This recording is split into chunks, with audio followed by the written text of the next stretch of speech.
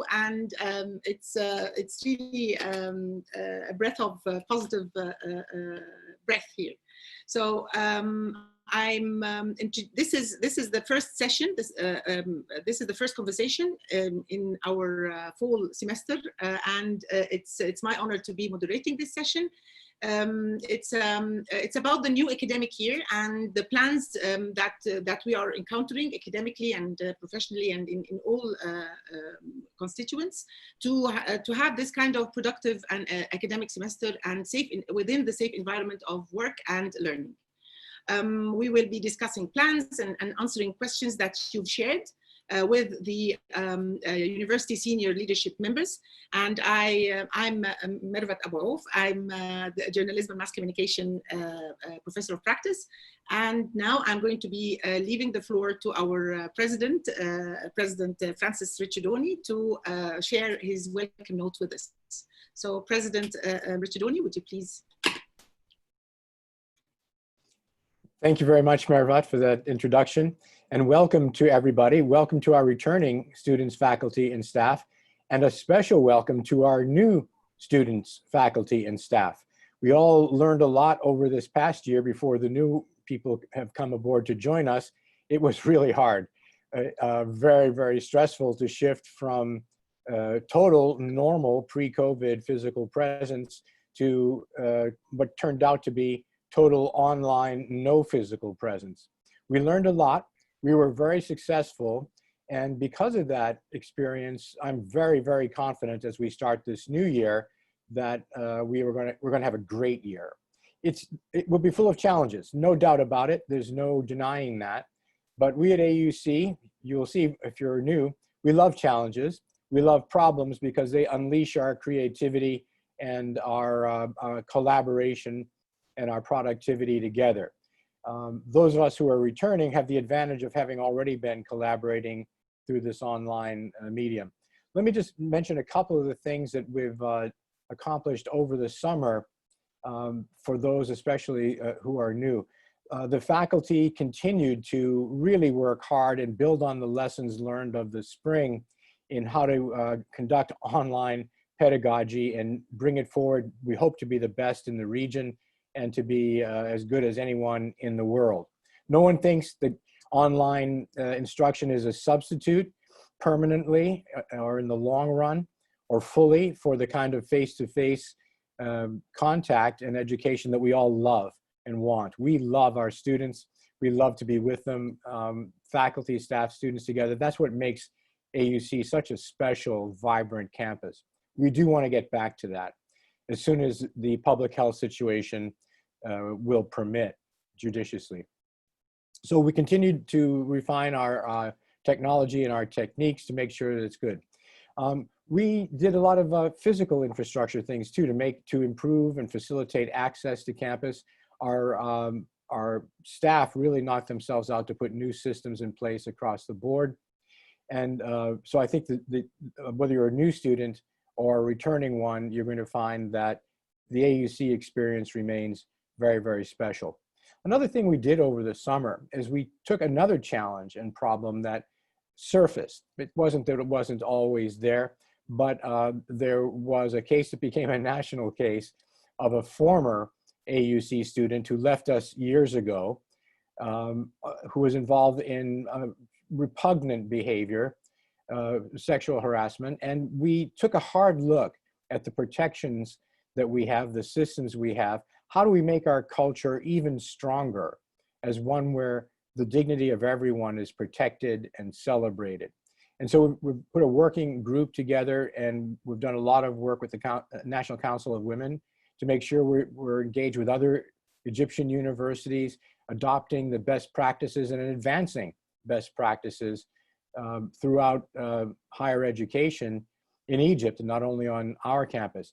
In that effort, we put into place a training program for everybody, starting with the top, starting with me. I participated in it with the senior leadership group that you're meeting right now.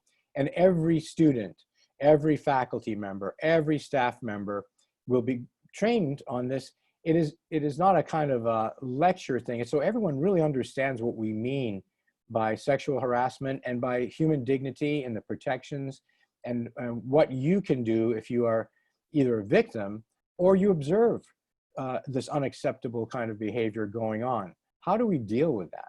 Well, we have much better infrastructure in place now, and we can talk about that during this program as well. We've established the Office of Institutional Equity. Rima Maghrabi is the point person there, reporting directly to me as president. And we have an AUC Speak Up campaign going on, and several of us are in leadership positions on that, and we can speak about that. This is going to be a great year. Have no doubt about it. It will be a hard year. Don't doubt that either.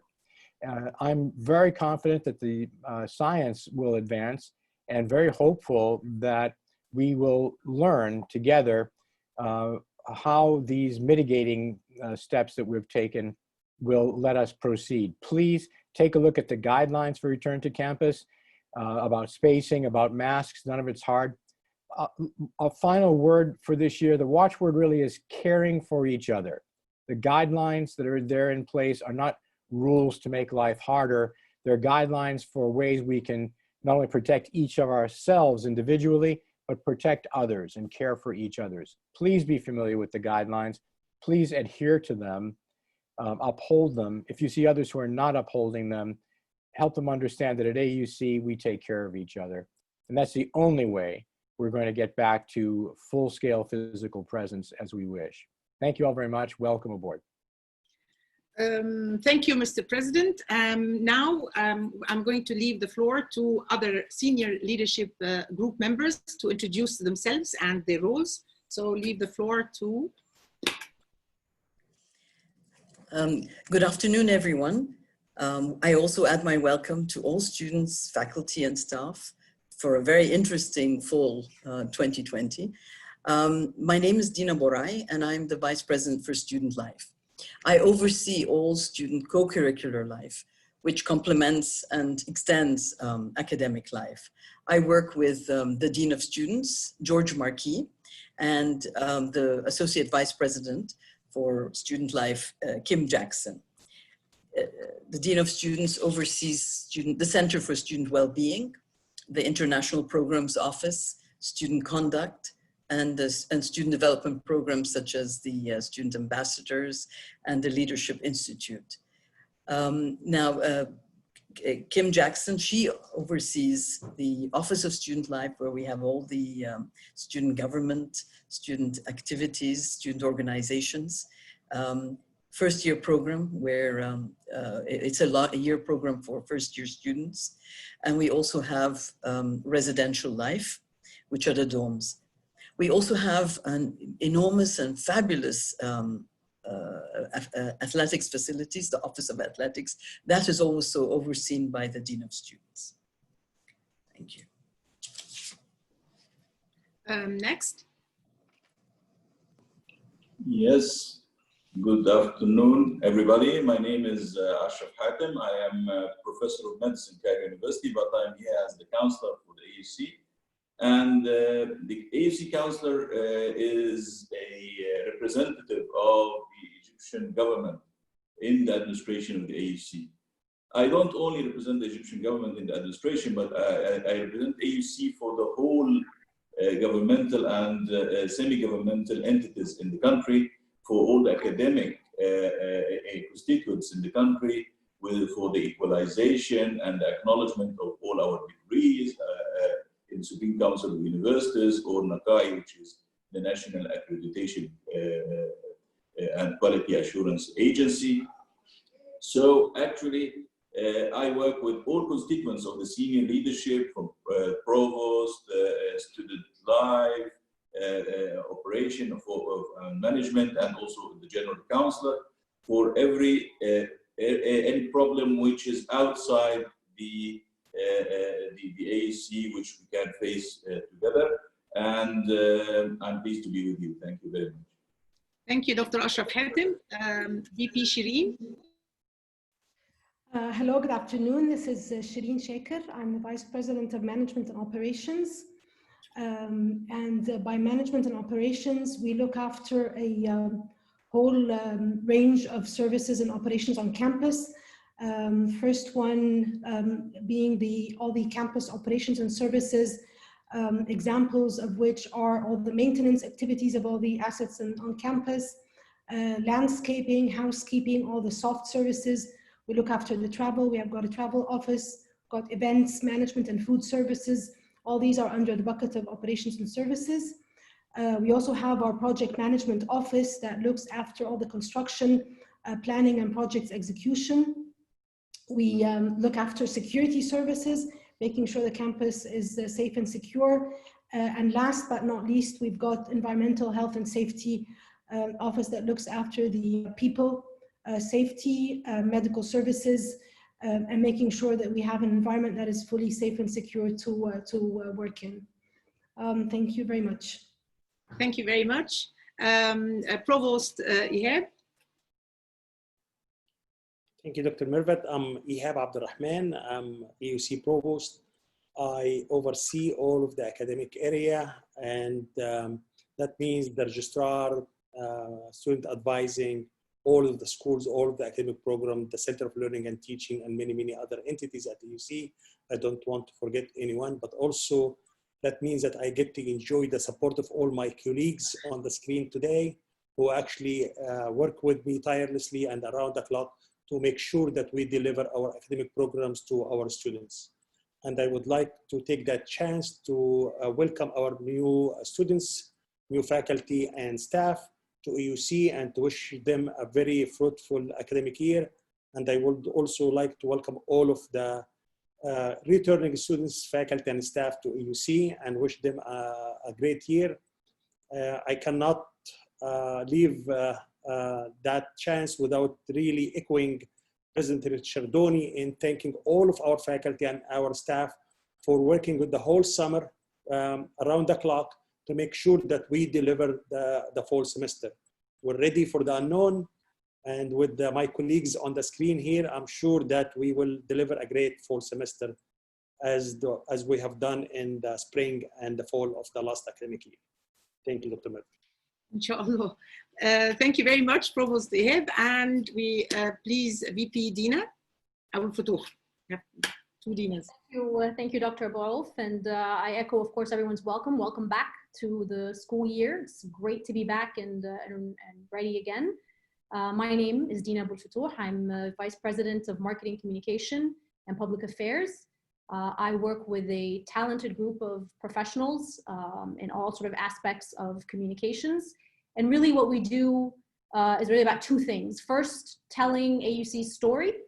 And at the heart of all good stories about AUC are its people. So the faculty, the students, the staff, the alumni, the great people who shape and make this institution, we are looking for those great stories all of the time, whether it's in traditional media, social media, on the website, it's the written word, whether it's videos. We're here to tell your story. So please reach out to us if you have a great story. Even if you don't have a great story, do reach out to us if you need help in shaping kind of any message and how we can help position that and put our best foot forward. And then secondly, it's about connections. So connections with the outside world, whether it's journalists or our community, or even our connections among each other. So I'm really excited about the new year, and I look forward to working with everyone. Thank you. Thank you, VP Dina. And please, I'm a big admirer also of VP Ayman Abdelatif. Please introduce your... Thank you, Dr. Mervat. Thank you for your kind words, and welcome to school, everyone, to the fall semester. It's been an exciting summer for us, where we've spent a lot of this summer prepping for this fall semester, and I add my vote of confidence to the presidents and the provost. I'm sure we're going to have a wonderful fall semester. My purview is the digital transformation, and that includes everything that is IT related, whether it's on the infrastructure side, networks, Wi-Fi, to the solutions, the software solutions, to the help desk, and ensuring that all of our data and IT are secure, and it extends to include the classroom support as well.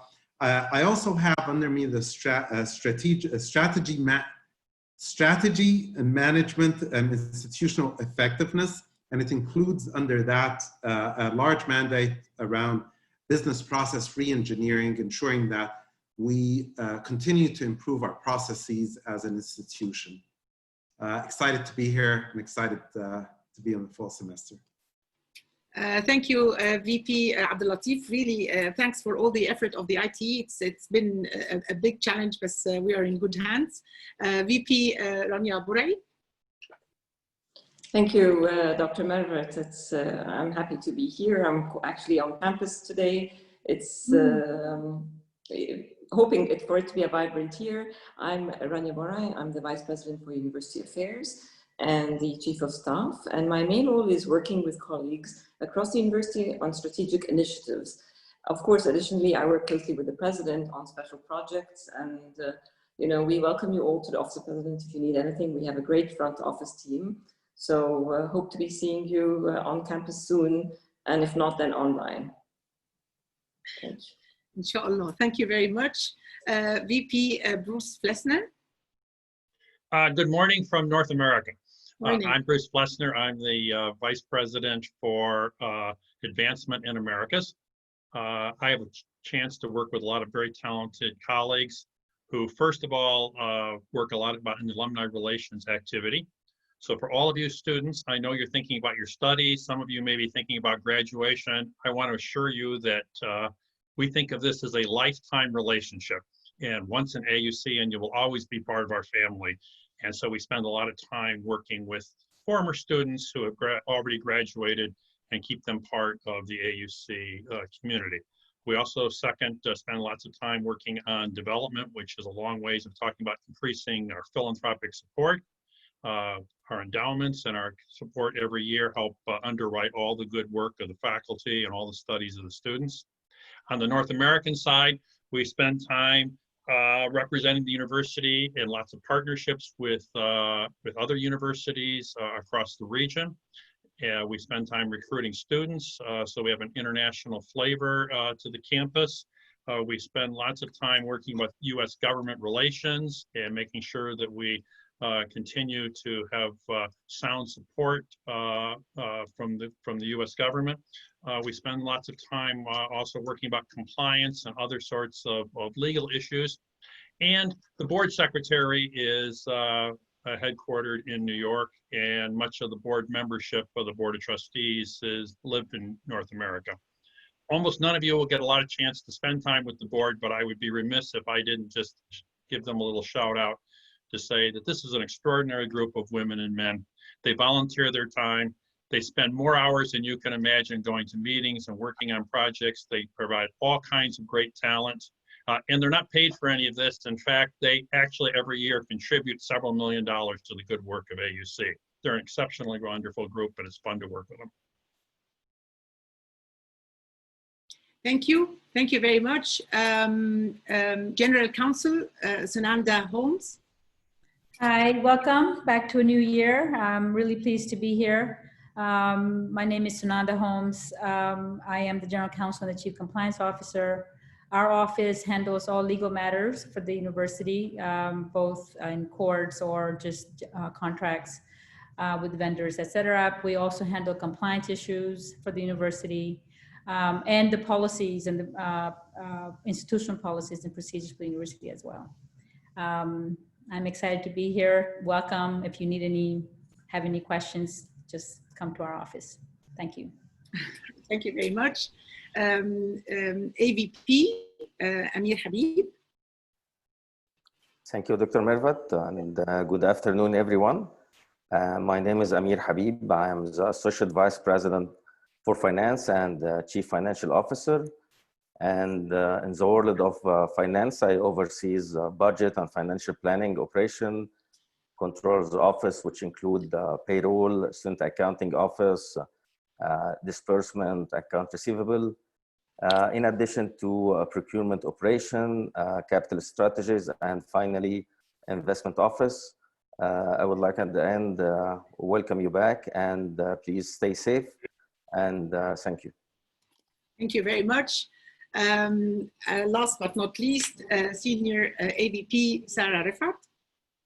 Thank you, Dr. Mervat. I am Sarah Rifat. I am echoing my colleagues and welcoming the whole community to the fall semester, especially our wonderful staff after great challenges managing the summer preparation for our academic year, and our new staff to the community.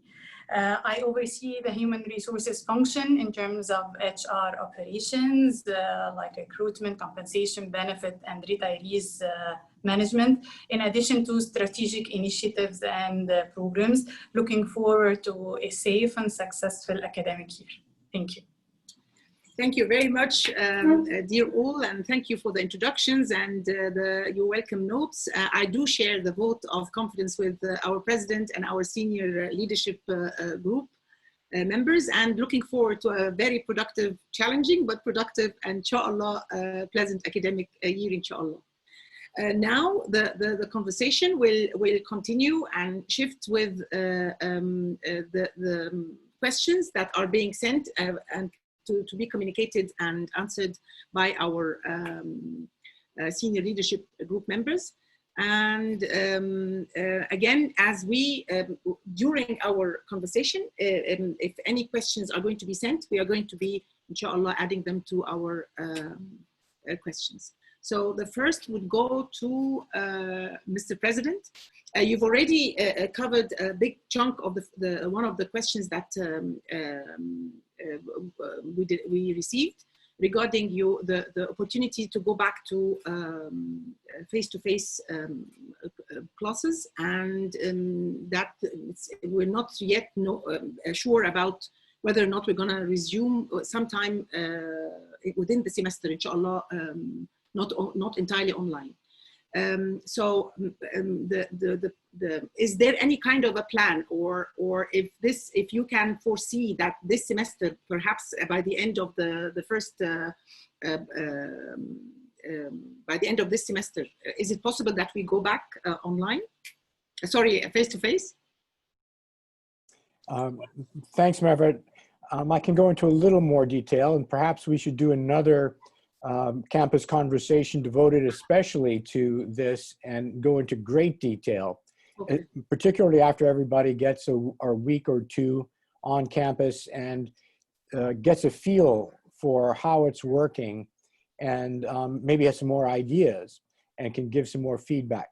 What we've done all spring and especially this summer is look around for best practices in higher education around the world, in Egypt and around the world.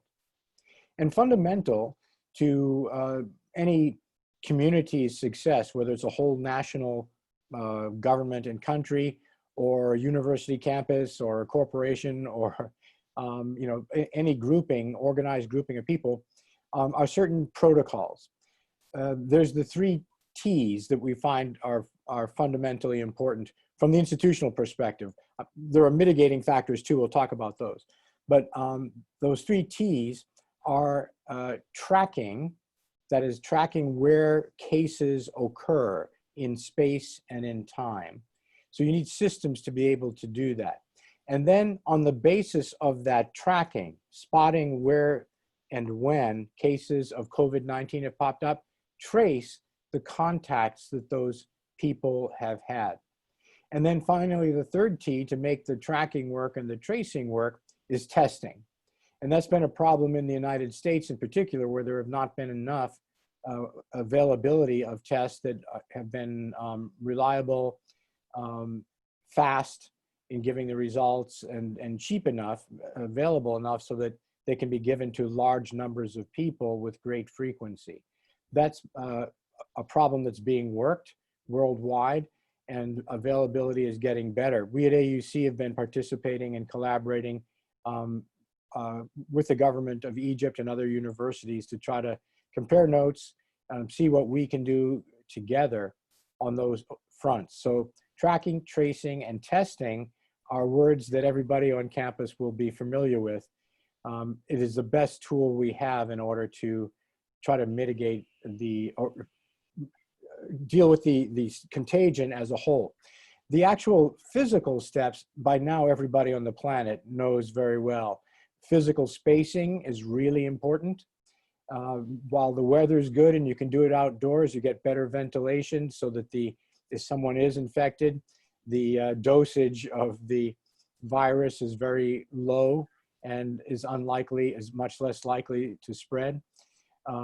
Washing hands, keeping areas all very clean. These are things we got good at over the past spring and summer. They're difficult, they're annoying. Wearing of face masks. You know, I carry them in my pocket, I have them nearby. These are things that everybody now, these are a fact of life for everywhere in the world. These are critically important. At the outset of the contagion, we didn't understand just how important they are, not only to protect the wearer, but to protect everybody else that the wearer comes into contact with. If the wearer is in fact a carrier of, maybe an asymptomatic carrier of the virus. So these are all things that we're putting into place, just like every other university in the world. If we do it rigorously, with real care for each other, real concern, don't take this lightly, we will succeed. And then hopefully a vaccine will be developed, treatments will be developed for those who do become symptomatic. And I dare hope that during this year, this academic year, we will come back to a greater semblance of normal. Let's watch really closely these first couple weeks, how we do. Schools and universities in the United States that thought they had preventive measures in place that would suffice, found within a week or two of opening that the numbers shot way up and they had to go back to fully online. So it's really important to observe all these measures. Please familiarize yourself with them. If you haven't read our online brochure on guidelines for return to campus, please study that. You'll learn in detail how we're doing everything we can to get back in greater numbers sooner rather than staying online longer. Indeed, there will be angles to resume with further, inshallah, conversations.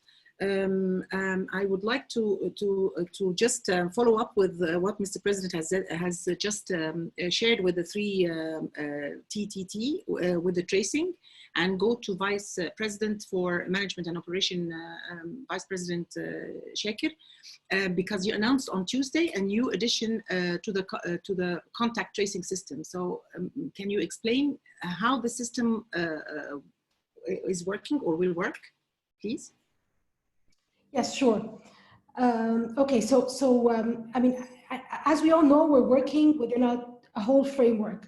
So it's not just one thing or the other. It is the complete system that will make us ensure mitigation of all the health risks that are there on campus. So we started with making sure that the buses operation, the campus social distancing is well in place. There's signage all over, the 3 T's that the president has just talked about. So we're very fortunate to have testing now on our premises at AUC, both the drive-through and the walk-in. And the second component that we introduced was about the health checks, the tracking itself. So we all know now, and I hope we're very familiar with the fact that every day you plan to come to campus, you need to fill that survey, the questionnaire. It takes even less than 30 seconds to mainly report on any symptoms you may be facing, or if you know that you've been in contact with a confirmed case, you need to indicate that. This system feeds directly into the clinic. So the clinic has access to that database, and for people who are, the clinic calls the people who filled the survey back who are facing symptoms with a red face, as well as anybody who's reported themselves as being in contact. Once that call happens and the clinic verifies that this is indeed a case to be tested further and to be put under treatment, then tracing happens. So this was happening basically from May when we found our first COVID-19 positive case up until today. The clinic has been doing it on a manual basis, basically tracing who the contacts were in the last 3 days, going back 3 days, and making sure that anybody who was in direct contact for more than 10 to 15 minutes is being notified and is being told to observe their symptoms, and to quarantine for a few days. Now, what the new announcement basically says that we are now augmenting the tracing system that we already have in place by a more automated way of doing it, which will help us on accuracy and which will also save time for the clinic to be able to produce the lists based on the Wi-Fi connections of people who were in proximity within the 2 to 3 meters and beyond the 10 to 15 minutes. And basically what that does is makes that tracing process easier, more accurate and more time efficient, so that people who were in direct contact of a case would know and would be made aware and would be able to observe their symptoms, and basically making sure that we are limiting the contagion and limiting all the risks associated with that. So basically, I just want to make sure that we all get the bigger picture, that it all ties in together. So the online system feeds to the clinic. After that, the tracing step happens. Testing does occur after a case is a highly susceptible case. And we're very fortunate because at a time in Egypt, back in, if we can recall, in June was a period in time where hospitals were full. There was no testing facilities. The situation is much better nationwide now. And especially now that we have the testing facility on campus, makes it easier also on the testing front. So it all, ties in together, and by adding each part of the system, we can now, enter into the new academic year with a system in place that makes it mitigate the risks much better. I hope I've explained clear enough, and welcome, of course, for any further questions. Thank you very much. If I may best elaborate regarding the automated way, when it's going to be operational? Is it operational on the process of? No, we're going to be commencing on Monday. We've been testing in the last few weeks, and we did a very limited test, but we're now ready now to expand and to basically start on Monday the 14th. Monday the 14th. Great. Thank you very much. Again, following up with what Mr. President has mentioned regarding the vaccine, I would like to ask our counselor, Dr. Ashraf Hatem, regarding where we stand now with COVID-19. Is the status in Egypt? Where are we in the status in Egypt? And if the second wave is still expected, and if it is expected, when is it expected? So, and your updates, and what is relevant here is about the vaccine. Is there any news about it? Okay, thank you, Dr. Mervat. All of us know, according to my specialty, I'm a professor of pulmonary medicine, so Corona is my specialty. So again, all over the world, we have now about more than 28 million confirmed cases from all over the world, according to the Corona meter, which is published, and 900,000, more than 900,000 deaths or case fatalities from the COVID-19. In Egypt, the situation is much better from March until now, from the beginning of March until now. We have just 2 days ago, we reached 100,000 confirmed cases. Maybe we are not doing a lot of testing, PCR testing, but the good thing that the case fatality rates or the mortality is about 5,500 cases, which is not a big amount. Now, we are still in the first wave. We didn't finish the first wave. 2 weeks ago, or in August, in the beginning of August, we reached a very low number of cases, and by the end of August, beginning of September, cases are still there. We have community spread. We have cases there, but the good thing is that most of the cases we see now of COVID-19 are very mild cases. 95% of these cases are very mild. They are treated at home. They need no antiviral therapy. They just take anti-inflammatory antibiotics and maybe some very weak antibiotic and rest.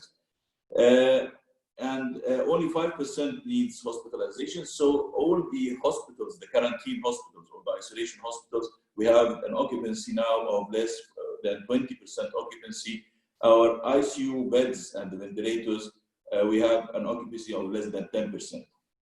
So this is good, but we may have, as you said, a second wave. When we are expecting the second wave, if it comes, because it may not come, if it comes, it will come with the influenza season. Our influenza season is known in Egypt from the second week of November. So starting second week of November, we are expecting to have both influenza, which may be H1N1 like last year, and the corona with it. So it is the respiratory viruses season. It's called respiratory viruses season. And that's why something which is very important, even than the vaccine of corona, is to vaccinate our population or the vulnerable people against flu. So the flu vaccine is much more important nowadays than the corona vaccine, the COVID vaccine. And thanks God, yesterday we had a meeting and we will have this vaccine by maybe end of September, beginning of October on campus. We will have it. The flu vaccine will be available in campus so that we can, our community can be vaccinated voluntarily. So this is number one. Number two, for the race of vaccines, we have a race all over the world. All over the world, there is a race to have a vaccine for COVID-19. We have in the front runners are 5. We have the Chinese, we have the Russians, we have an English one, which is called Oxford, which is AstraZeneca. We have a French English, which is GSK and Pasteur, and we have an American one, which is Pfizer-BioNTech. All of them, actually the Russian and the Chinese announced that they have already the vaccine and they are doing the clinical trials, but they are vaccinating the people when the clinical trial is doing. They asked the authorities in Egypt to do some clinical trials in university hospitals, and we are doing some sort of safety issues first to see if they are safe to do these clinical trials in the university hospitals, the Russian and Chinese. All of us know that the Oxford or the AstraZeneca one, which was the front runner, have been postponed or just delayed for a few weeks because of some safety issues in the clinical trial issue. So it will be delayed for a few weeks. So it was supposed to be on the market by the end of September. It will be most probably by the end of October in the market in England and UK and Europe. The GSK and Pasteur will be most probably in November, and the Pfizer-BioNTech one, the American one, they announced that maybe it is by the beginning of November or end of November that will be available in the market also. This is the vaccine issue, and I think in the vaccine, when the vaccine is there, everybody should think about it, if you'll take it or not. Thank you very much. Thank you very much, Dr. Ashraf. I think when the vaccine is out, we are going to have another thorough meeting to see whether or not the choice would be to take it or not to take it, inshallah. That's another level of concern. So I would like to have the last trace of the tracing with VP Ayman Abdulatif regarding, as a follow-up to the question on the tracing, can you please explain how the Wi-Fi technology that with all the challenges that we've managed, alhamdulillah, to overcome works, and what is meant by finding out the proximity of COVID-19 positive cases, especially now if there is going to be a second wave? Thank you, Dr. Mervat, for the question. So yeah, you mentioned a couple of key words here, the proximity and Wi-Fi. So when we started looking at the tracing solutions, there were several options that we looked into, and those are solutions or families of solutions that actually cut across almost all institutions. And we've looked at what other higher education institutions are doing. And so first of all, I'd like to let everyone know that we're in very good company. So we are implementing solutions that Harvard, the University of Massachusetts, and University of Alabama, a lot of other institutions have implemented very similar solutions. So we looked at the solutions. Some of them are based on Bluetooth, others are based on Wi-Fi. We chose the Wi-Fi solution because, first of all, it's the least intrusive and it required the least amount of work on our part as well. It's we have a lot of the ingredients were already there. So what happens is in any Wi-Fi system, there's information that the system itself by default makes available to us on the back end. So we leverage this data. And again, I need to add that all this is being done in accordance with and compliance with all the standards of data management, such as FERPA, the GDPR, and HIPAA, all of which allow for use of such data. In terms of privacy concerns, they all allow for, those are international standards, and they allow for use of such data for aspects of COVID, such as tracing. What happens is we're able to do proximity tracing. So if I enable my Wi-Fi and I use my Wi-Fi connection on campus, and let's say Dr. Ihab, as an example, our provost, also enables it. We are able, if I, Ayman, as part of the tracking mechanism, the assessment, the self-assessment mechanism, if I report that I've contracted COVID or I'm a suspected case, we're able to go back, track for 3 days prior to that where I was, not where I was rather, but who I came in contact with. It does not tell me where I was, but rather, so Dr. Mervat, you and I may have come in close proximity to one another. The system will not tell us where that happened. We have no way of telling where that happened, only that we came in close proximity to one another for a period of more than 10 minutes. Once that happens, the tracing, so we were able to take that information. The clinic will then reach out to, for example, yourself or Dr. Ihab, as an example, let you know anonymously that you came in touch with a suspected case. That information is for you to take. It is not shared with anyone else. And you can then do with that information what you see fit. As far as the continued tracing, for me being the case in question, that once confirmed, I am either directed to go to a clinic or the hospital, or I'm asked to quarantine myself for 14 days.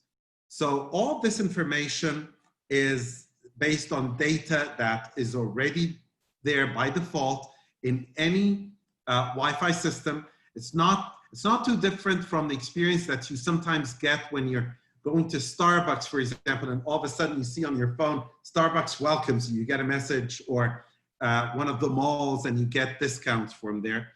So it's all very transparent. The one thing I also would wish to add is that you're able to opt out of the system by simply not turning on your Wi-Fi. I would hope that all of us, most of us, would hope to opt in, because it actually helps us as a community safeguard the health of all of our individuals on an ongoing basis. So that's a very high level explanation of how this works.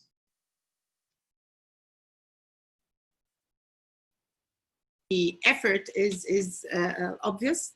Thank you very much. And again, as a follow-up to Provost Ihab, now with this possibility of a second wave, even if it's a far-fetched possibility of a COVID-19 second wave, there are questions back from different parents and community members regarding some of the students are having the whole all their courses online.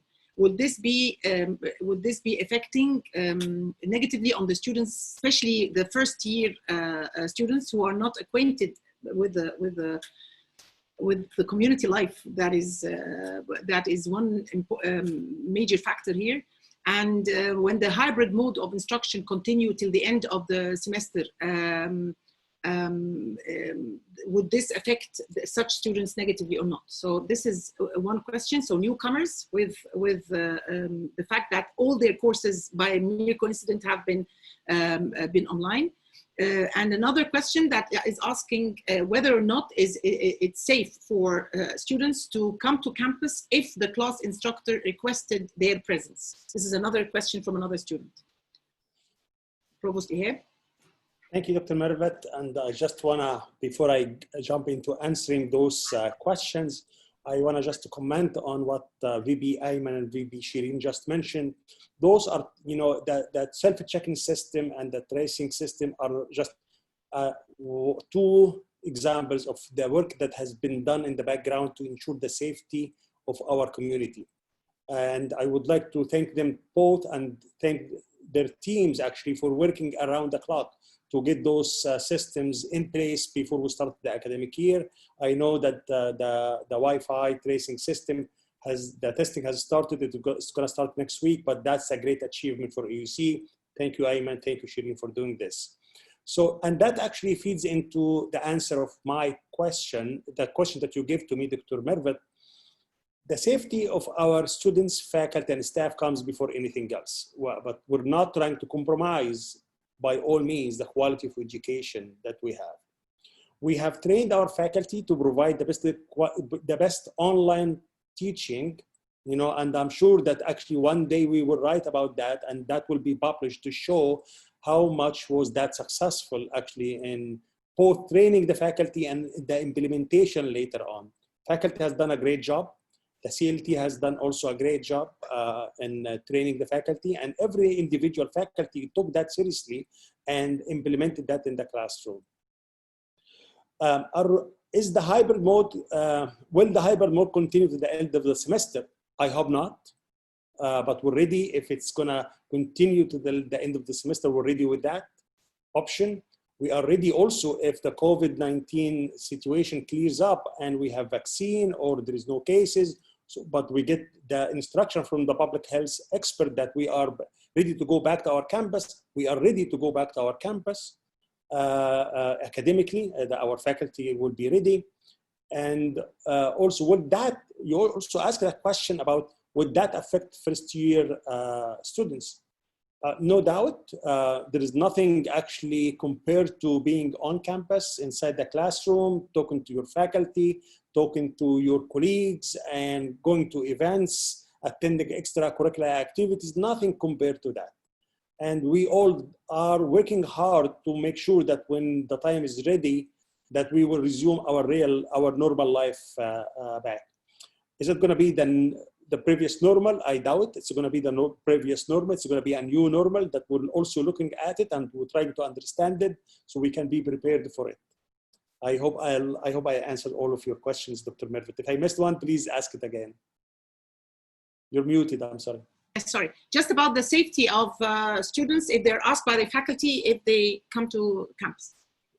Once more, I would like to thank the people who worked on the safety aspects for the students who will be on campus. As you know, almost 7% of our classes will have face-to-face sessions, and those the safety measures are in place to make sure that the students, the faculty, and the staff who will be supporting those classes will be safe. So, and Shireen, if you would like to comment on the what's going to happen before the class, what's going to happen after the class. I know, but I don't want to, take the credit for that. That's your work.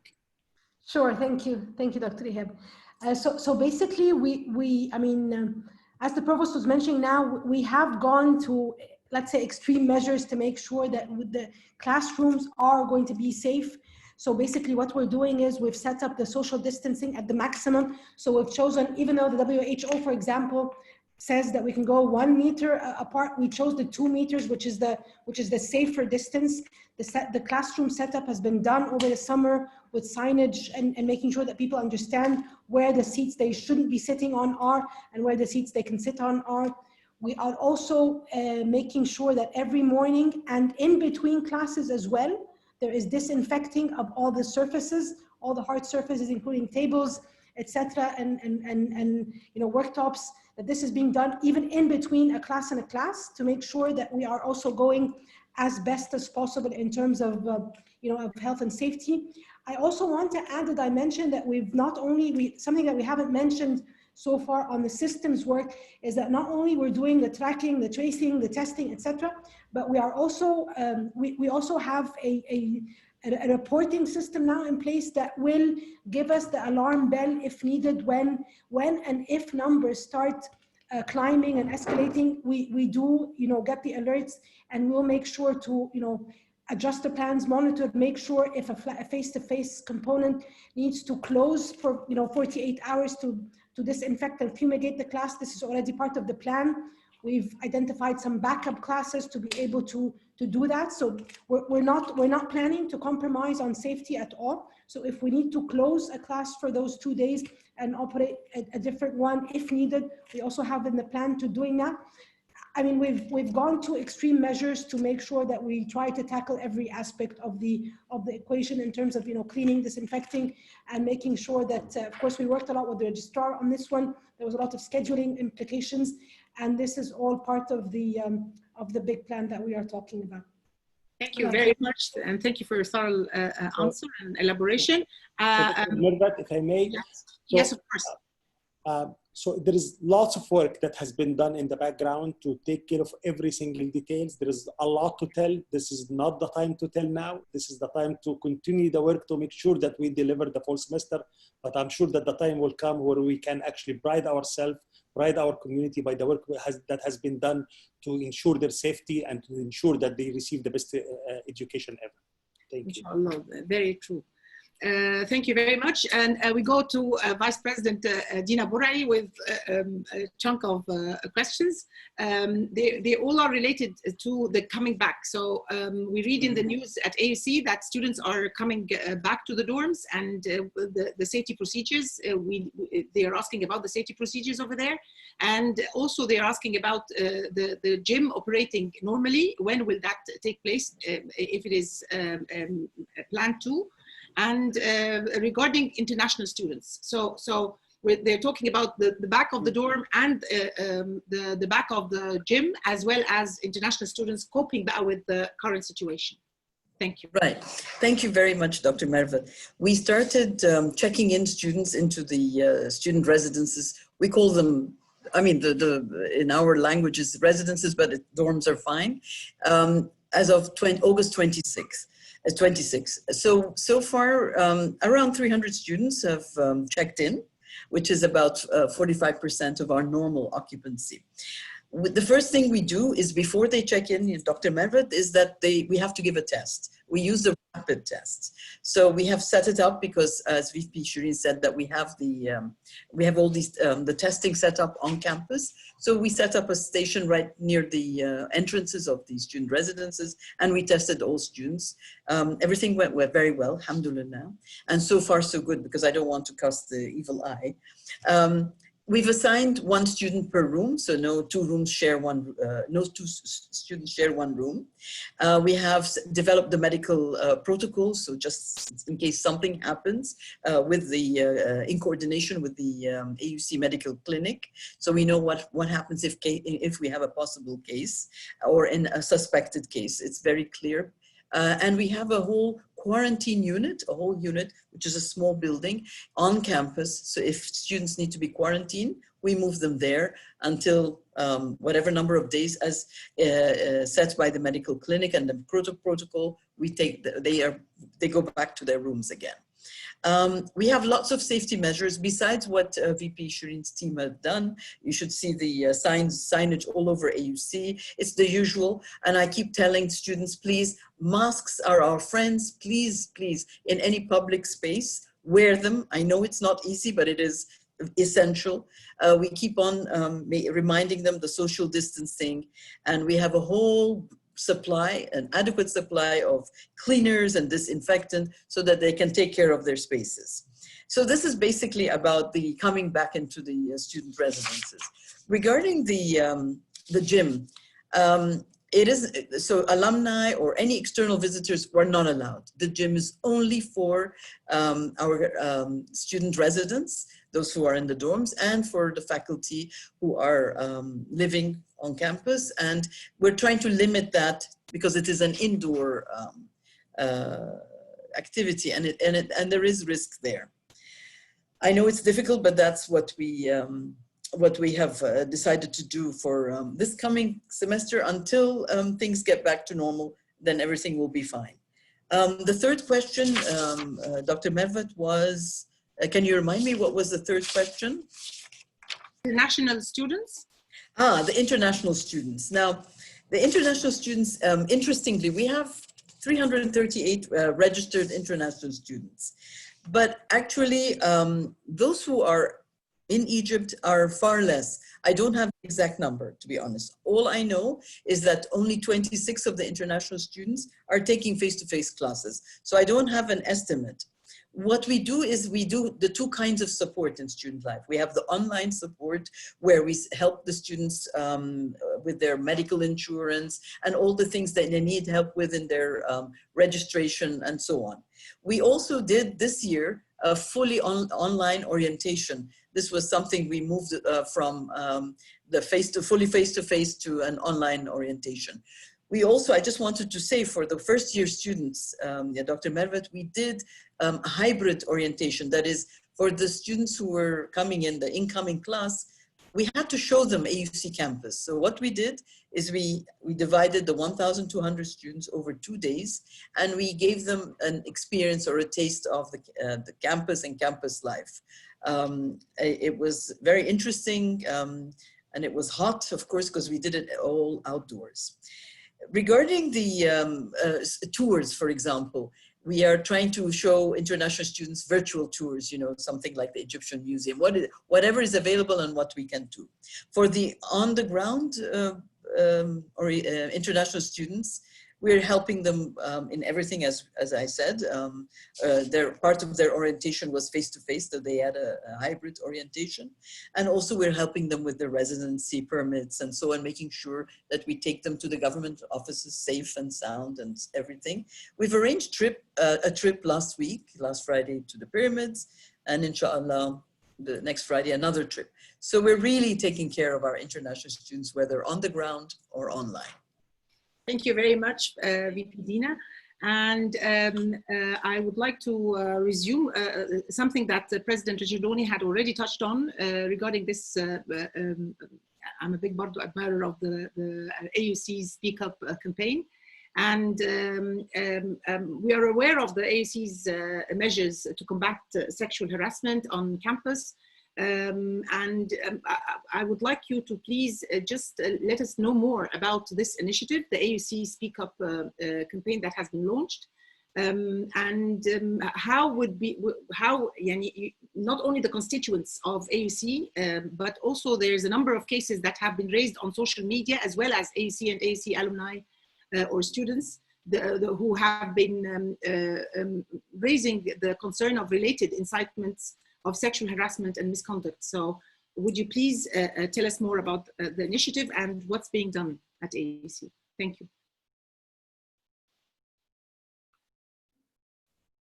You've asked me to do that, and I'll just say a word or two, but if I may, I'd like to punt the question and deeper opportunity for deeper comment to Dina Abdel Fattouh, who's been one of the leaders of the campaign, in fact, and several of us are going to be in another meeting right after this one on this very subject. Let me just say, from the perspective of the president, there's two ways of putting this, the policy. One is zero tolerance for sexual harassment. that's clear, that's concise, that's very authoritarian, and sometimes you've got to be strong in that way. We can't have the kind of behavior on our campus that no family would tolerate in its home. We simply have to act with respect and courtesy toward each other at all times, no matter whether we're students, faculty, or staff, male or female, older or younger.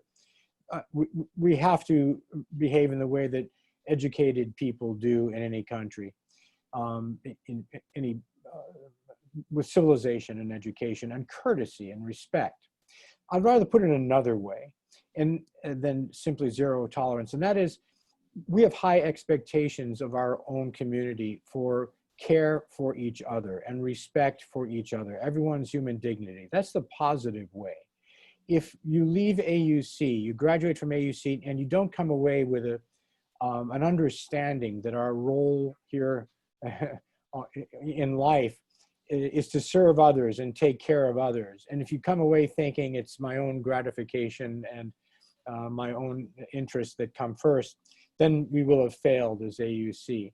So I would like our culture just to be permeated by this idea of mutual respect and caring for others. If we can accentuate that positive, we will have the kind of educational experience and community experience that we really need.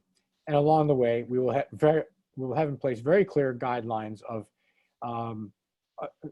behavior that's simply not tolerated, in case there's any ambiguities. And sometimes there are cross-cultural ones, or when people are moving from one environment to another. There's some bright lines, and that's what we're training on, and what to do when we see transgressions of those lines. But the Speak Up campaign is an important element of this, and that is one with sort of the leadership, internal leadership. It isn't a diktat from the president. It is something generated by leaders here. Maybe I could ask Dina to take that. Okay, so. And I hope you don't hear my other call coming in right now. Okay.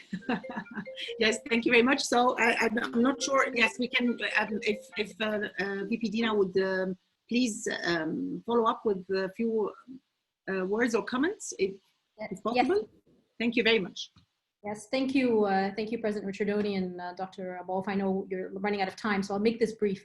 The purpose of the Speak Up, the idea of the Speak Up initiative is really to create one kind of umbrella that brings together the different components. So there is a website that we are building to become a one-stop destination for all of the sort of resources on campus and questions, whether they're videos, the training, ways that people can become engaged, how to contact the Office of Equity. So the idea behind this is the awareness component, the teaching, the training component, and creating a sort of single way or a single umbrella that helps us stay focused on this and helps create a way that people can always have a reference tool.